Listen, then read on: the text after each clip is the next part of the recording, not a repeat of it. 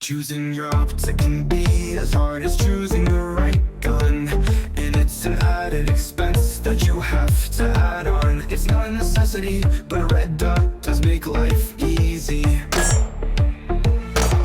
I know I don't need one, but I love optics on my gun. I shoot just fine with iron sights, but I get my delight from these costly little red and green lights. Do I go big or small? Windows eyes make the call. With a simple red dot, I can do quite a lot. But I also like the circle a lot. And when you combine the two, my eye focus is quicker on the threat in my view. But sometimes that's my priority. Open a minute or close, that dot is super imposed. Floating in front of my eye, highlighting the off switch on the back eye. Both sides big or small, today we have it all. Low price budget optics, hold go balls to the wall. Drop that dot, put it on the spot. Don't flinch, don't jump, don't slap that trigger jump. Smooth and fast, that's the way to react. And a dot will keep you on top of game. Choosing your optic can be as hard as choosing the right gun, and it's an added expense that you have to add on. It's not a necessity, but a red dot does make life easy.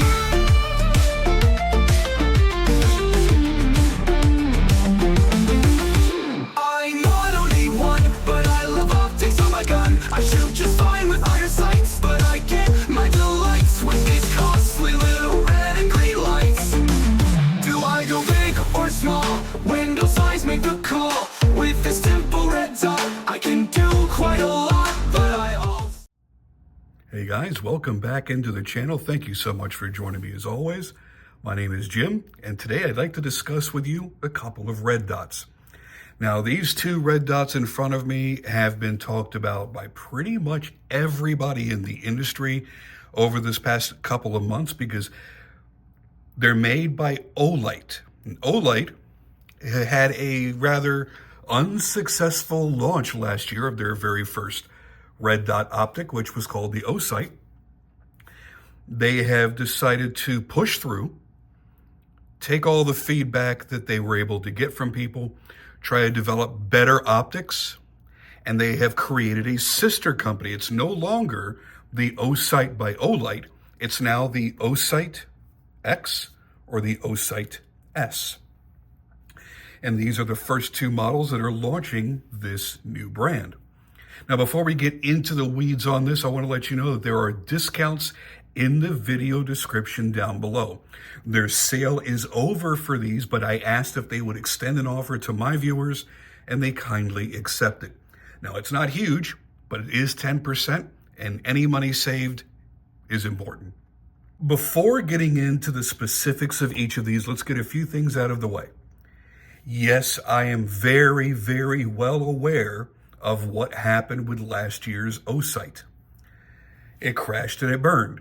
I also know that so far this year, the larger Osight X has been hit or miss, with some breaking under stress and with some performing just fine. And I have seen nothing negative about the S, the small enclosed version, yet. So the real X factor, ironically enough, is going to be the Osight X. This is their larger competition model that's really aimed at taking down, or at least competing with, the 507 Comp by Holosun or the Defender XL by Vortex. The Osight S is their smaller sized for micro guns, enclosed optics. These are two very, very different optics. I want to look at it like this. Osight is doing what Osight has done for years. I want you to go back to your earliest memories of Osight. There were lights that were exploding, that were discharging unbelievably rapidly. The batteries were heating up, the lights were heating up even when not in use. And they were not only unreliable, they were downright dangerous. And while I don't personally approve of a brand using their customers as their beta testers,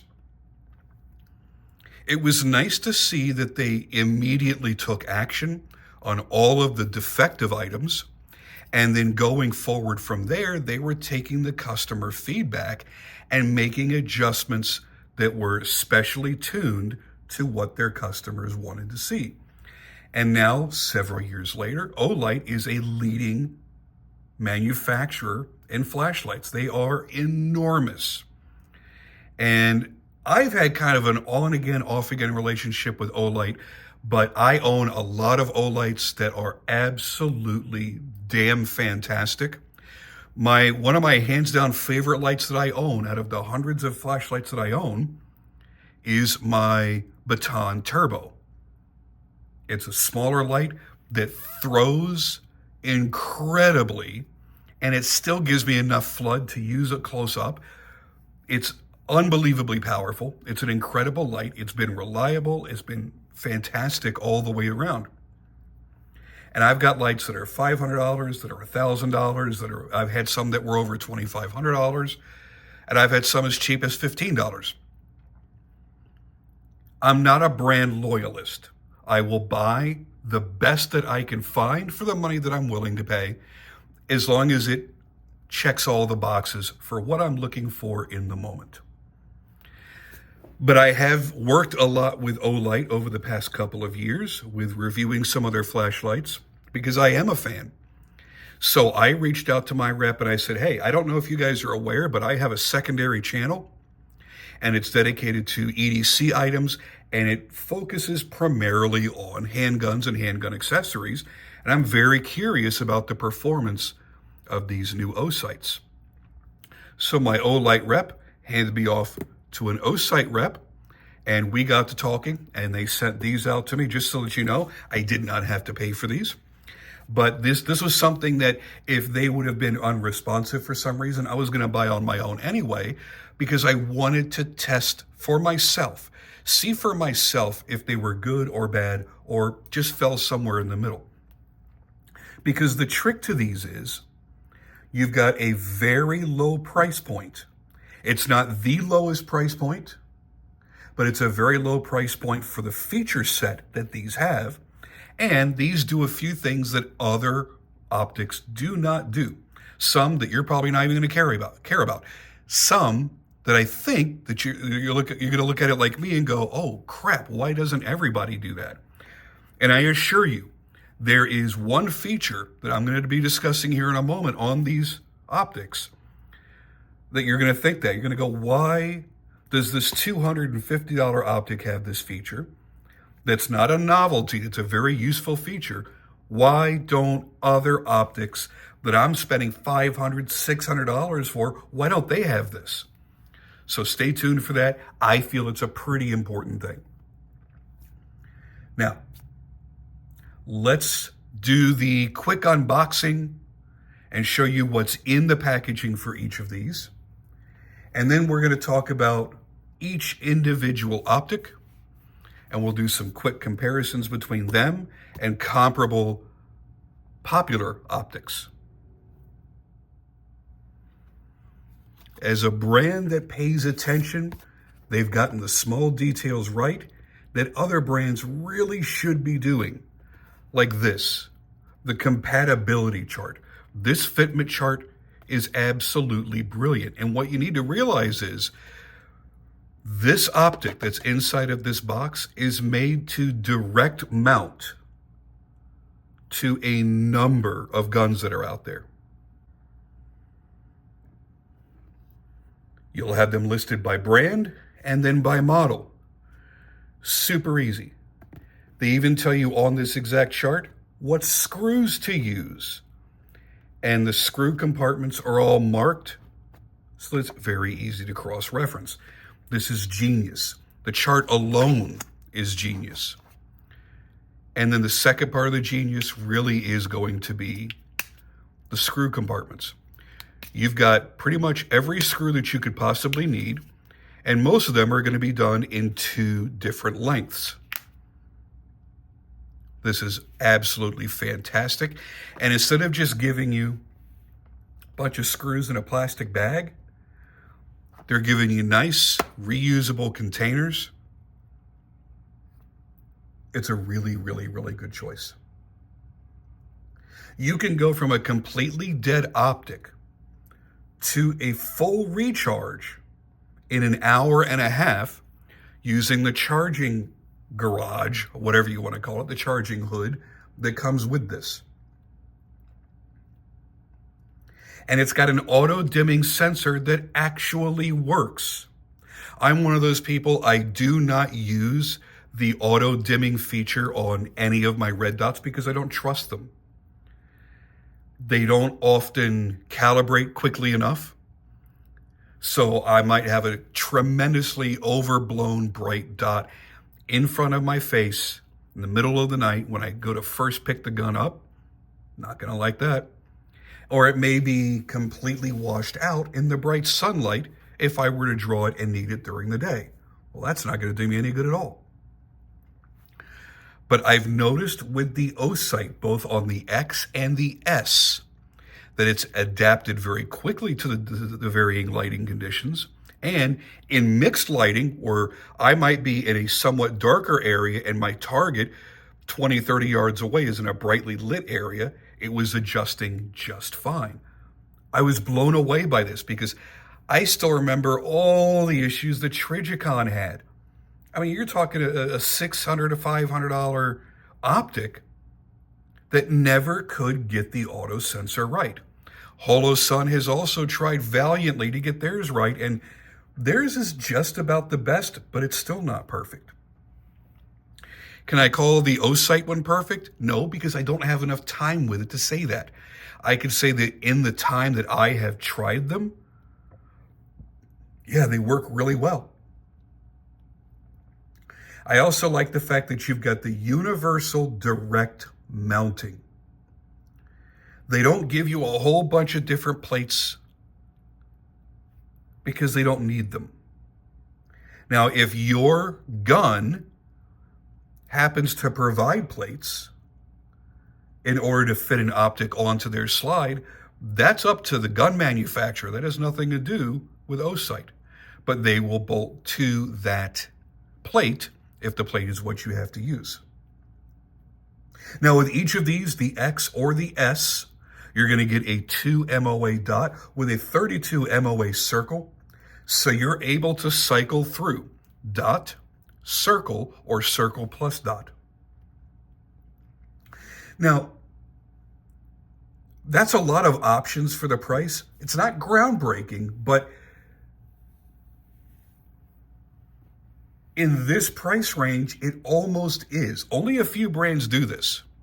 Like, I'm a big fan of Gideon Optics. Gideon does that at $250, $300. Holosun, you're stepping up generally around $350, and I'm not talking about special sporadic sales, but generally around $350 to get the multi-reticle option, and then, of course, up from there. Let's take a look close up at the S.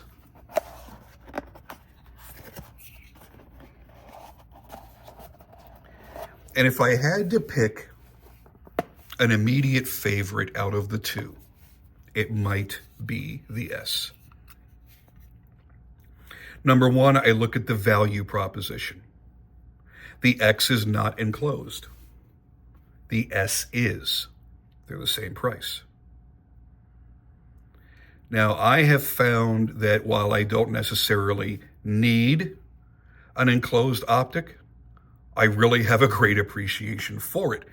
And I don't know if I can really give you a good example. I'll show you on one of my carry guns here. Here's another enclosed optic we'll compare it to later. And you can see, you know, a little bit of stuff sitting there on that back lens, that back window, that would normally be 1.5 inches in on the back side of the front glass, and you got to try to get in there with Q-tips and stuff to get that stuff out. For me, the most pain the most time-consuming thing is I've noticed that my deodorant will fall out of my armpit and go straight into my optic. Now, if it's just like this, I simply wipe it off and I'm done. I don't have to, I don't have to try to dig all the way in here and then end up with a ring of dirt where my finger couldn't reach.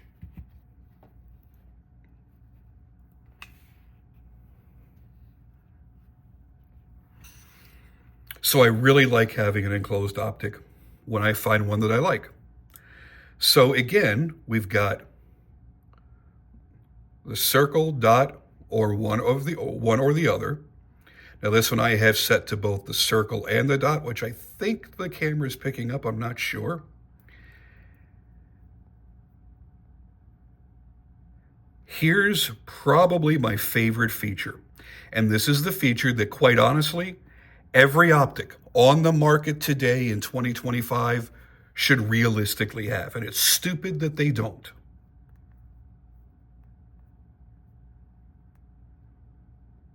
I don't know if I can get it to show up here on camera. I guess I can't. There is it's really difficult to see with all these lights on, but right in between the two buttons, you see that lit up there?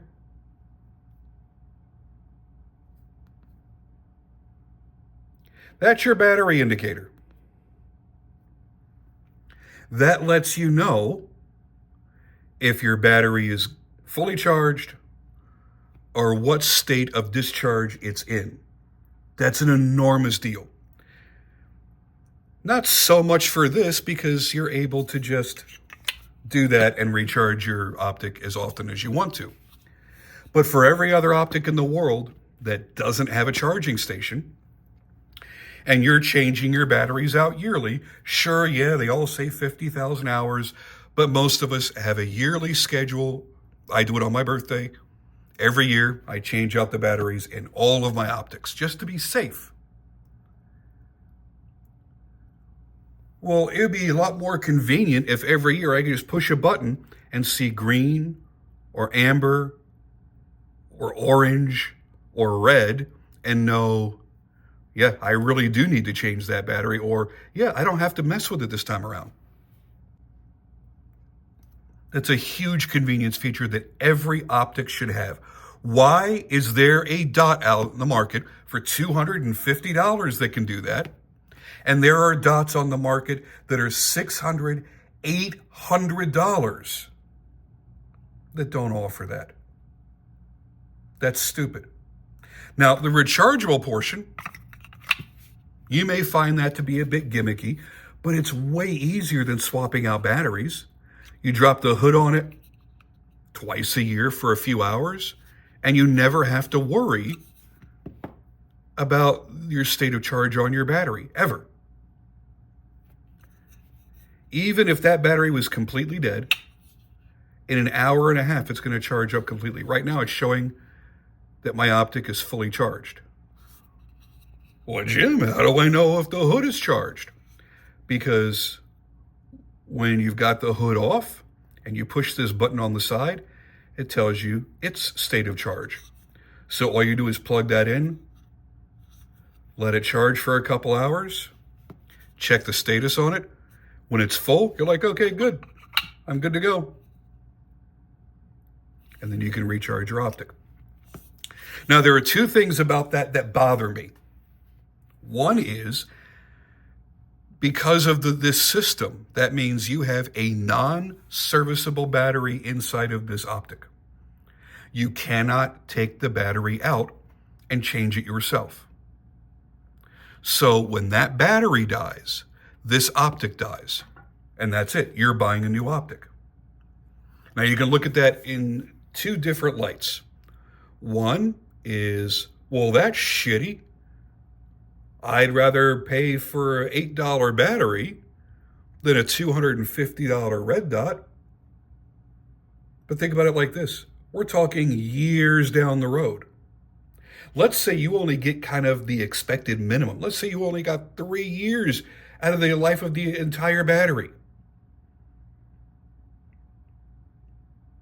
There are not many guns in your collection that have an optic on them that you've kept on there for over 3 years. At some point, you've bought, traded, or sold guns. And at some point, you've found other optics that you really, really like. And you've swapped an optic off of your favorite carry gun and tried a new optic on there. So I don't think it's really going to be that big of a deal. But yes, if you're the person that's inclined to always see the negative in everything, sure, a built-in battery sucks because when it's dead, the item that it's in is dead. The other thing I don't like about it is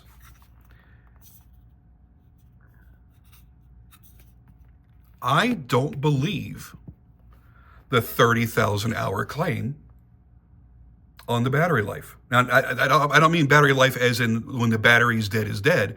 I mean from fully charged to fully discharged where you have to charge it again. If that were the case, I don't know that you would ever really need to use this rechargeable hood. I'm going to check this out over the course of a few months and see how rapidly this battery discharges. And I'm willing to bet it's a hell of a lot faster than all of my others. Because my EPS carry here is a 50,000 hour battery life. This has the same deal. I can't use the term shake awake. Well, I can because I'm not making these sights and I don't have any vested interest in the company. So yeah, it has the same shake awake technology.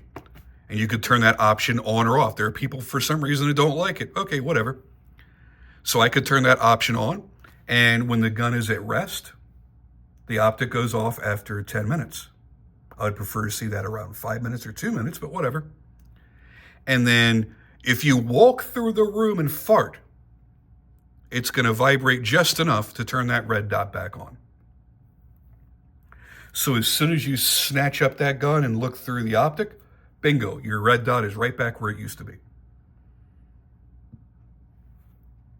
Now, for comparison's sake, and I do want to show you that this is safety checked. Everything is empty and clear on the table here. The Osight is smaller than the EPS carry. Yep. And I haven't compared the deck height on it to see if it's lower or just as low. It is as low. It is the same deck height as the EPS carry. Which unfortunately, because this is on a SIG, this has a plate system. If it were on one of my other guns, that would be sitting much, much, much, much, much lower. I wouldn't say much, much, much. That's maybe 110 thou thick. So, okay, it'd be another 110 thousandths of an inch further down into the slide. But these are smaller than the EPS carry. That's a big deal. And the width is, I believe, the exact same.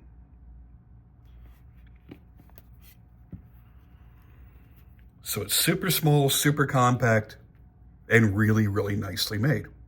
Now, the other thing that sets the Osights apart is the material. They're not using T6 aluminum, either in 6061 or 7075. They're using their own proprietary aluminum, which I have tested in the first light that they released in this material. It's called OAL. It's their own Olight aluminum, or now Osight aluminum. And when they released it on the flashlight that I have, I've tried scratching it, dinging it, denting it. It still looks like brand new.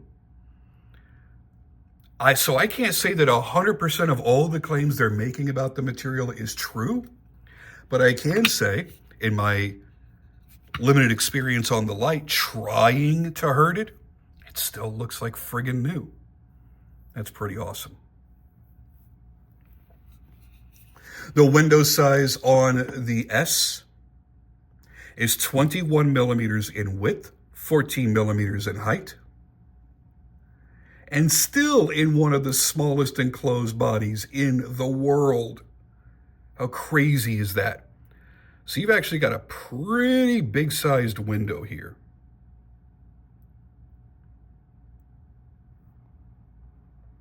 So that's my thoughts on the S. Now, I have to pick a gun to put this on, which is tough because most of my guns already have optics. So what I've decided to do is take my Smith & Wesson M&P Shield Plus Performance Center Carry Comp.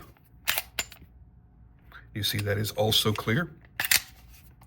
And I'm going to take my Gideon Optics Alpha off of there. I don't hate the Alpha, but it's not my favorite optic. And because I plan to start using this as a routine carry gun, this is an enclosed optic versus an open optic. This is going to sit lower because this is a direct mount to that slide. I expect to absolutely love it. Now, my current favorite enclosed optics in this micro size, as you may have guessed, the EPS carry. I do love that sight. But my favorite right now is actually the Microlite. It's a little bit bigger than these guys, but the glass clarity, the dot crispness, everything is absolutely phenomenal. But this is a lot more expensive than this. It's much more on par with this. And there aren't a lot of enclosed micro optics. So you don't have a world of choices like you do in the bigger sizes. So if you're in an RMSC footprint and you feel that you have to have enclosed, you're looking at pretty much the selection of the best right here. So for me, I want to know, is this going to outperform this? And what's the durability and longevity going to be like? Well, we're going to have to find out. And we're going to find out on this. Now, a compensated or ported gun is a little bit more violent than a non-ported gun. So while it's not going to be exactly like running this on a 10 millimeter, it is going to be a little bit more of a test of durability than a standard M&P Shield Plus. Just because you have the extra concussion, the extra violence of that ported slide, or what they call a compensated slide. And I'm pretty excited to do that. So the next time you see that little guy, it's going to be mounted onto here, and we're going to take it out to the range and see how it performs. But now, while we wait for that, let's talk for a moment about the X. Okay, so now we get into the big one, the RMR footprint Osight X. And yeah, that is a large optic. It really, really is. Your window size is 23.9 millimeters in height and 21.59 millimeters in width. Now, they claim a 57,000 hour battery life on dot setting 3 and on dot only, not on dot plus circle.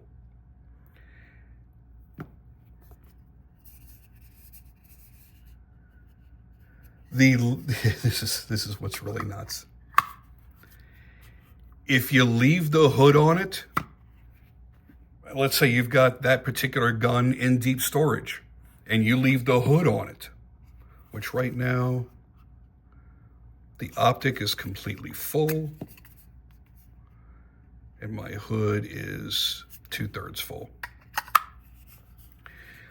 It is supposed to have, listen to this, a 22,800 hour battery life with the hood remaining on it, constantly recharging it as it discharges.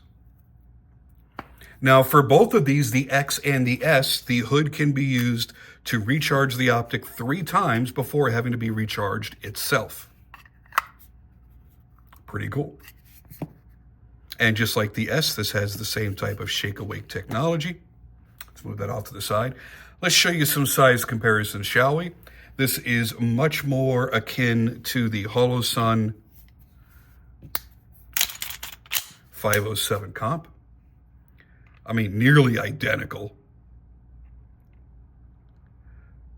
The hood size here is a little bit larger. The deck height is about 1 millimeter shorter.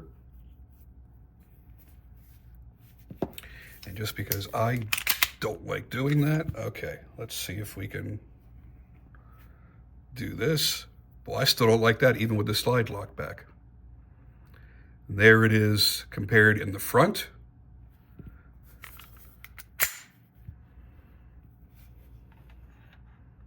And your view.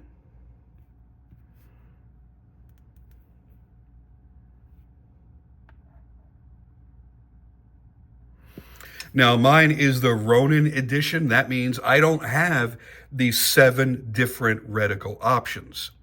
I only have dot, circle, and circle dot. That's it. Which I prefer it that way. I don't want all of the extra different reticles. So it made sense for me to get the Ronin edition. So there is your basic size comparison. Let's get that out of the way. And then the other direct comparison is going to be the Vortex Defender XL, which this is a version that was made specifically for Shields. And Shields calls it the comp dot, so their collaboration is called the comp dot. But it is the exact same, no difference whatsoever from the standard Vortex Defender XL. Same dimensions, same reticles, same everything. I keep one of these mounted on my Bull Armory EDC Pro. And I'm trying to decide what this one's going to go on. I don't quite know yet. I haven't even put the battery inside of it yet. So here is that comparison.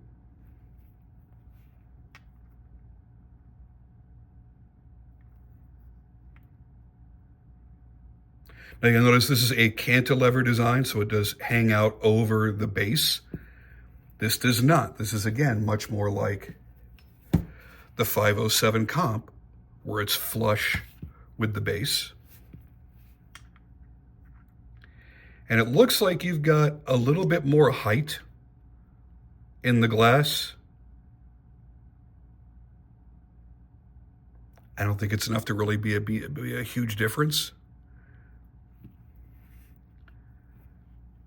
But this is in the $400 range. This is $250.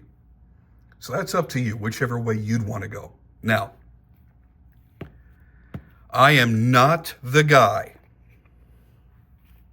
that is going to be taking my guns and throwing them on rocks and onto asphalt and stuff like that. I'll leave that to the pros that get sponsored and don't have to pay for every gun they have. All the guns that I show you are mine. They get carried. My life or a family member's life may depend on them someday. So I'm not tossing them around. Just to let you know if a $250 optic works or not. What I will do is shoot the living hell out of the gun with this on there. Put it under normal everyday stresses and abuses. Sure, I don't mind racking my slide off of the optic. That doesn't bother me at all. A little bit of light impacts that aren't going to damage my handgun. I'm perfectly fine with that. And we'll see if it holds zero. We'll see if the glass breaks or the glass flies out. We'll see how the mounting works. If it stays put. All the important things that you need to know.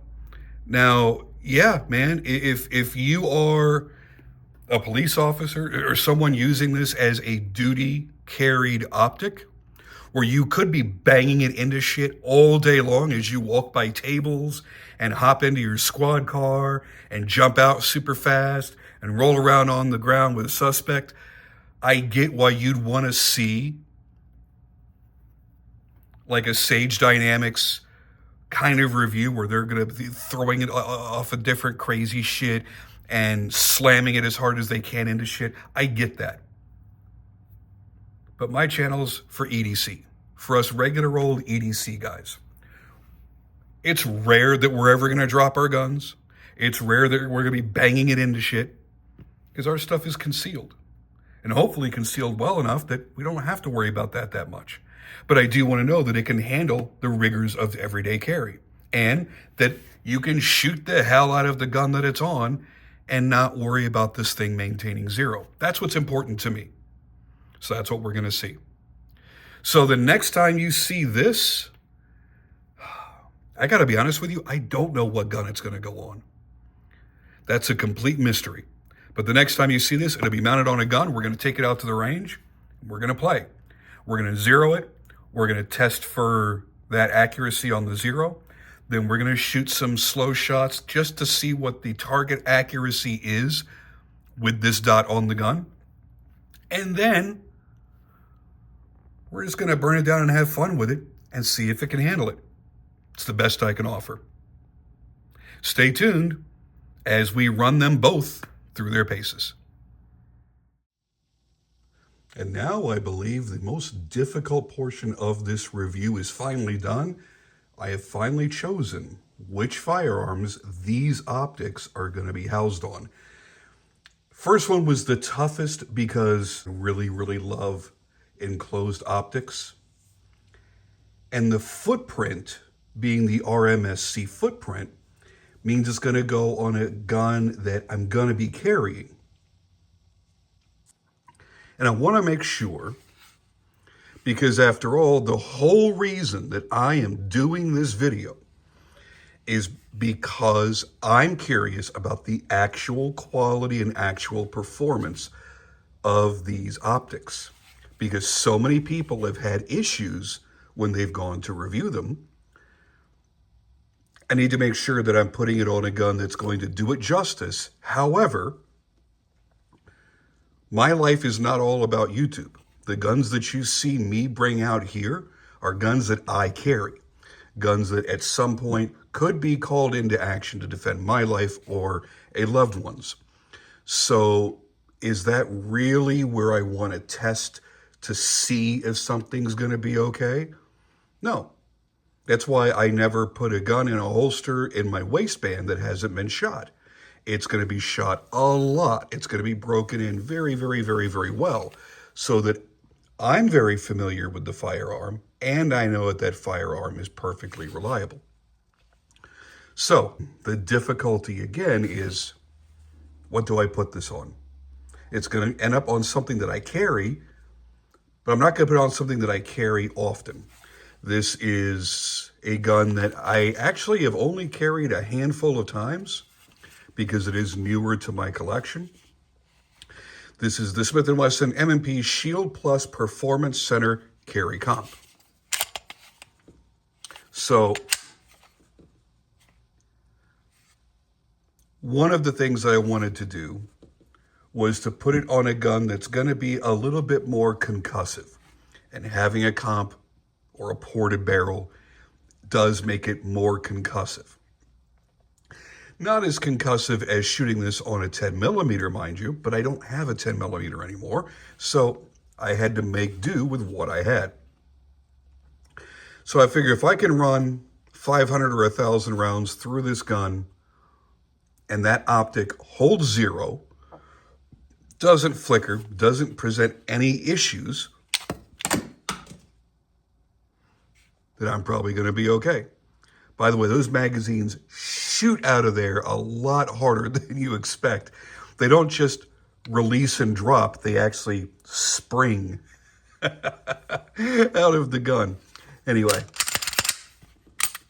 So that's my justification for putting the Olight S on this particular gun. Next up, the Olight X. And that, while still not as difficult of a choice as the placement of the S, was still a bit of a challenge because I wanted something that I'm confident that I can shoot well. Because if I'm going to be trusting this for accuracy, I want to make sure that I'm taking as much of my personal error out of the equation as possible without setting it up on a ransom rest or something like that, because that's just not me. I'm not doing any particular type of testing that requires that, so I want to offhand shoot everything. So sitting down and trying to decide, again, even my bigger guns like this, I carry. But it was really the decision of, I have some that are set up as my range toys, like Mycanic. I say mine because this is my wife's. Mycanic is my rival. I love my rival, and I have that thing dialed in to absolute precision. And I really didn't want to take an optic off there to have to learn a new optic on that gun, and then maybe if I don't like it, swap it back and then have to re-zero it again because I have that one dialed in just friggin' perfectly. So I think it will have a fair shot to run that optic. And I believe I made a good choice on that one. So let's get our asses to the range, stop talking, and see how these actually perform. Okay, so the idea here is we're going to get the Olight S zeroed in. I'm going to use the top target here.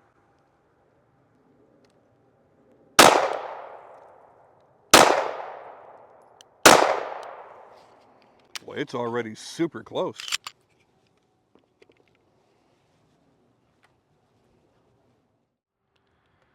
Okay, second round, zeroing this. The Olight S. I'm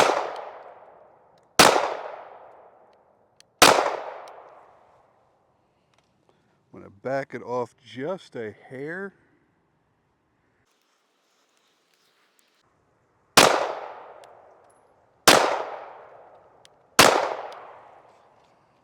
And I pulled that one to the right myself.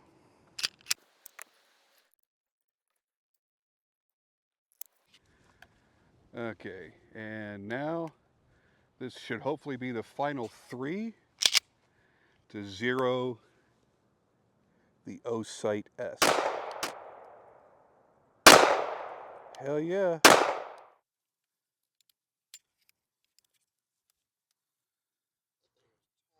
Okay, shooting to verify the zero on the Olight S. So we're going to go upper left quadrant.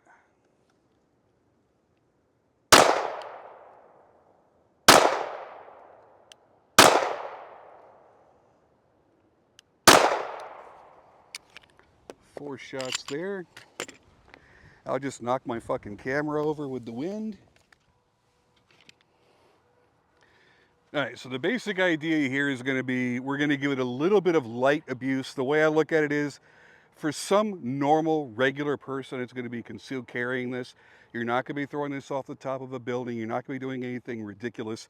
I'm not going to damage one of my personal carry guns just to see if this particular red dot is going to handle it or not. I'll leave that to Sage Dynamics and people that are paid to do that shit. So what we're going to do here today is just do some regular old shooting. Like I mentioned earlier in the video, I wanted to make sure this one was on a comp gun so it had a little bit more concussion coming at it, because I'm not shooting anything big like 45 or 10 millimeter. And then just going to give it a couple of quick taps. We'll do one mag. We'll do a couple of quick taps with the mallet. I already know that it's zeroed. We'll see if it holds zero after the mallet.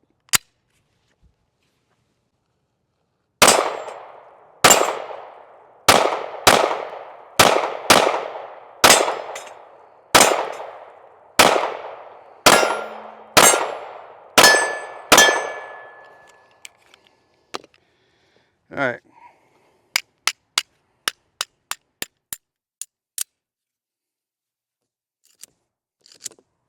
That's what all the cool kids do, right?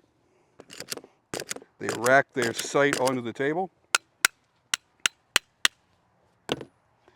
All right. See what that does.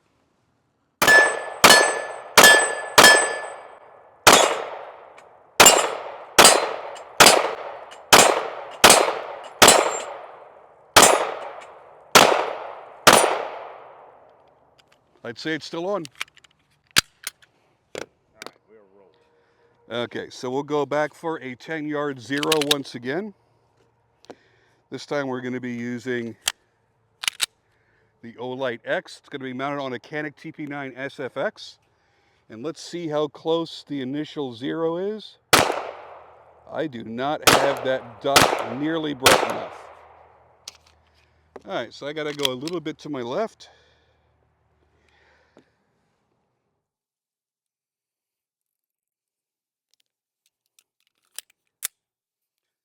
Let's see what this does. I'm going to do upper right quadrant of that middle target. Still got to go a touch to the left. I'm going to do upper left quadrant of the middle target.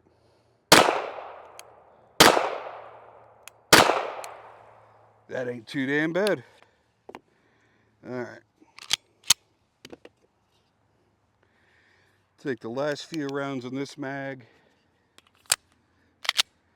Verify the zero against the center. I'm perfectly happy with that.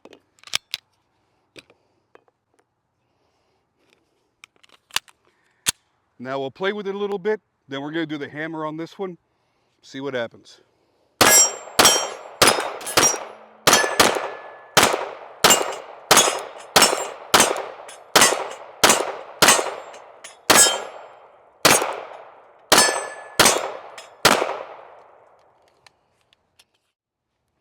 It's the only thing I like about this gun is it has the charging handle on it. Makes you feel like a big boy.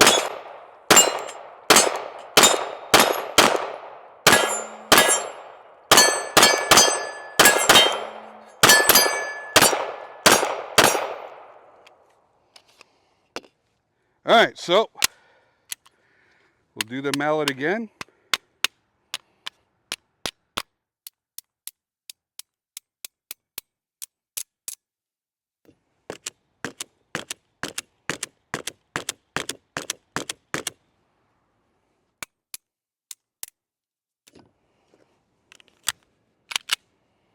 See what happens.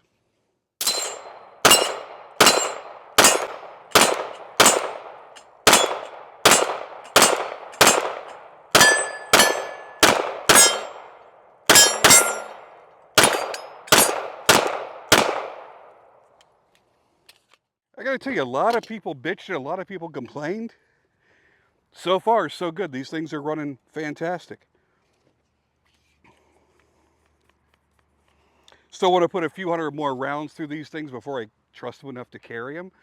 But if I can beat them around with a mallet, I think that's a little bit more abuse, and I'm going to put it through it's sitting in my holster all day long. If I'm doing that much damage to this area of my body, I got more to worry about than my optics. So in conclusion, I'd have to say I'm really happy with how each of these optics performed because, in my opinion, it's a more realistic test to do what I did here in this video than to drop it face first onto a big granite stone or to throw it off the top of a building or something like that because we're concealed carriers. We're going to have different needs than someone that's carrying these on duty. Now, if you're on duty and the gun is exposed, hanging out off a holster off your hip, yeah, there's a chance it's going to get banged around and knocked around and all kinds of stuff because you're not going to have your top priority of the day is, ooh, I don't want to bang anything into my gun today. You could be rolling around on the asphalt with somebody that's decided they want to break the law. Or you could just simply be knocking it into shit because it's just part of all the tools that you're carrying on your person. So for the normal concealed carrier, we don't really deal with that often. If this happens to get bumped into maybe a countertop as we walk by, or we jumped up too quickly from the dinner table and it happened to hit the table on the way up, that may be about as abusive as we're going to see on a day-to-day basis. So if these can survive and hold zero after being beat a little bit with a rubber mallet and then repeatedly racking off of that wood table, then I think that it proves that these are going to be okay for a traditional concealed carrier role. Now, if you're in the military, they're going to be putting these things under much more rigorous testing, which is why you're seeing aim point and EOTech in the military, because they pass those tests. And if you're on a police force, if it's up to you to do the testing, yeah, you're probably going to really abuse the living hell out of these things. You're going to go all Aaron Cowan on them and go crazy and just start beating and bashing them and using them as hammers to build your next shed. But for us, we're not going to experience anything that extreme. We're not jumping out of airplanes. We're not diving deep into the ocean. We're not dropping these out of a fourth story window as we're, rappelling into it to save hostages. That's not my daily life, and I don't think it's yours either. So, for everyday practical purposes, I'd have to say these are probably doing pretty damn good. Could I have abused these more severely? Absolutely. Could I have brought them to the failure point? I honestly believe that I could have, especially the big one. That's a lot of exposed glass right there, and it's just one pane of glass. The enclosed Osight S, I think, would be a little bit more of a challenge to break. But either way, I think it could be done if you were really set and intent on doing so. But that wasn't the point here. The point here was to see if they're any good and to see if they can handle the normal rigors of our everyday lives and maybe a bit beyond that, just to stretch it just a little bit. And I feel confident what I've done that they're going to do that. So I'm going to go ahead and keep this bad boy on this, which is a carry gun. And I'm going to run at least another good 2 or 3 thousand rounds through this gun with this optic on there before I come to the ultimate decision. Now, for this one, well, it's just a range toy. Like I said before, this is my wife's gun, so it doesn't get used that often. This gun may see 2,000 rounds in its lifetime instead of 7, 8, 9,000 rounds like one of my typical carry guns might. So this might last virtually forever. And if you're looking at the X as this is going to be on one of my range toys, that might be the best way for you to categorize it as well and go, okay, if it's just going to be a range toy and I'm not carrying it, I'm not putting my life on it, it's not going to be on my person or in my gear where it can get knocked around and banged around. It's going to kind of get babied. It's going to go from the safe to the range bag to the range, and that's it. You're likely to never abuse this to the point where it could actually get broken or become defective in any way. So if that's the case, I would absolutely say it's money well spent at $250. And that to me really is the biggest deal. They are an exceptional value. If these were 300 or higher, I'd say they're giving you comparable value to Holosun and Gideon Optics and Swamp Fox. At $250, they're giving you more options than any of the other brands, more features, I should say, not more options. And again, just having that battery indicator in between the plus and minus to show you if you have a full battery, if your battery is somewhat discharged, is greatly discharged, or is in desperate need of being charged, that's going to be a big deal. And frankly, I think it's ridiculous that you can go out there right now and buy an optic that costs more than many of the guns in your collection. And every time you pick it up, you check it out before you carry it and go, okay, the red dot's on. But I wonder how much longer before I've got to change the battery for real.